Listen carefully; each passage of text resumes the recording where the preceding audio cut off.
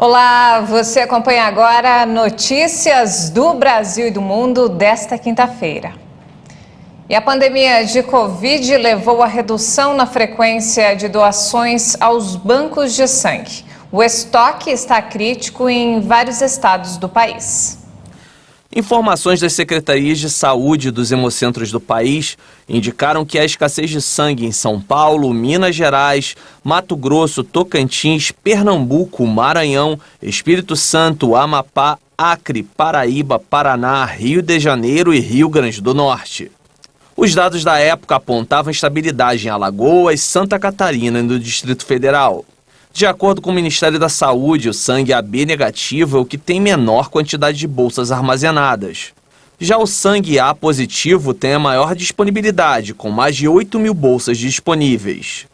O impacto mais significativo nos estoques foi registrado em 2020, por conta da disseminação do coronavírus.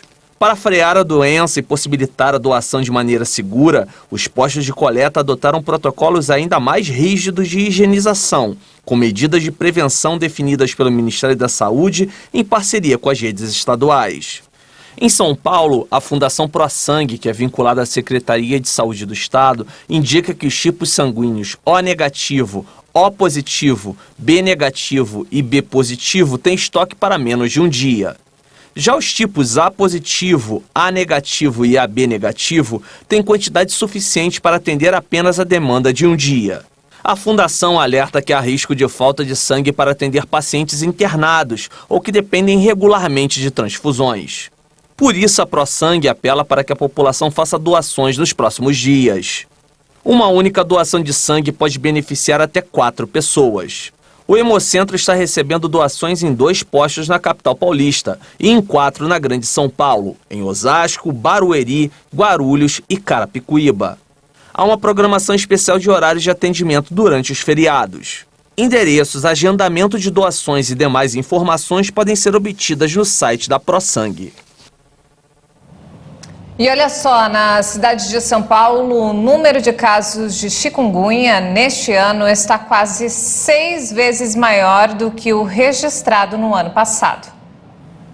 Nas 12 primeiras semanas do ano, foram registrados 23 casos de chikungunya entre os moradores da capital paulista, quase 6 vezes mais do que o ano passado. Em 2021, foram apenas 4 registros no período.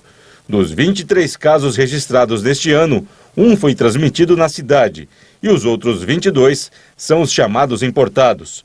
Isto é, quando a doença foi contraída em uma cidade diferente da que a pessoa mora. A proliferação do mosquito transmissor, o Aedes aegypti, acontece mais no verão, com o período de chuvas. A reprodução do mosquito se dá em ambientes com água parada, como caixas d'água destampadas e objetos que acumulam água deixados nos quintais, como vasos de plantas e pneus.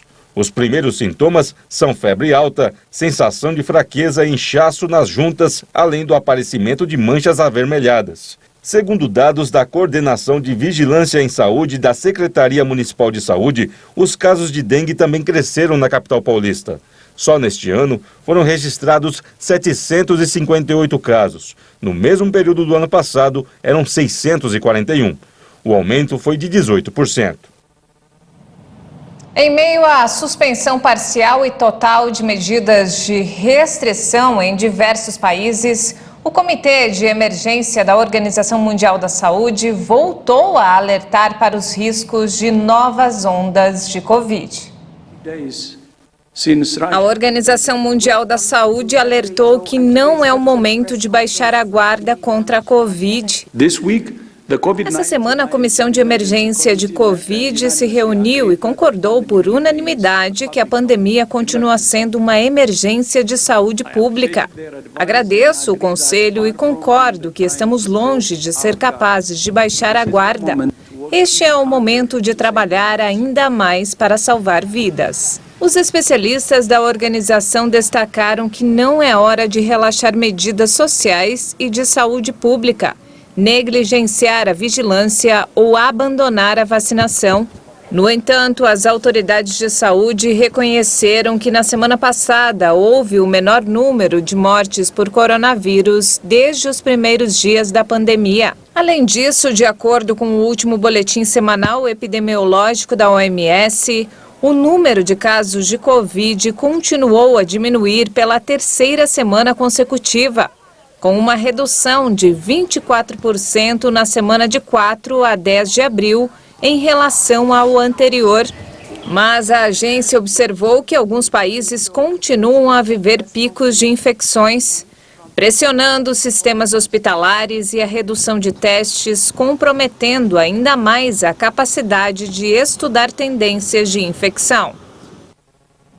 E mudando de assunto, a guerra na Ucrânia completa 50 dias nesta quinta-feira. A Rússia anunciou que seu principal navio de guerra estacionado no porto de Odessa foi seriamente danificado depois de uma explosão.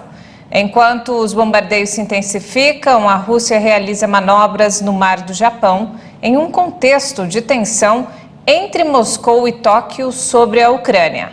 Há poucos dias, o governo japonês anunciou um embargo ao carvão russo. Submarinos russos dispararam mísseis durante manobras no Mar do Japão. O anúncio foi feito pelo Ministério da Defesa, que divulgou imagens. Mais de 15 navios participaram das manobras, incluindo 2 submarinos que dispararam mísseis de um cruzeiro de uma posição submersa no Mar do Japão e alcançaram com sucesso seu alvo. Essas manobras produzem um clima de tensão entre a Rússia e o Japão, que declarou um embargo ao carvão russo em relação à intervenção militar de Moscou na Ucrânia. O Japão, aliado dos Estados Unidos, mantém relações complexas com a Rússia, com a qual não assinou um tratado de paz após a Segunda Guerra Mundial, devido ao conflito por 4 pequenas ilhas do arquipélago das Curilhas. Essas ilhas foram tomadas pelo exército soviético nos últimos dias de guerra e nunca foram devolvidas ao Japão, que as chama de territórios do norte e as considera suas.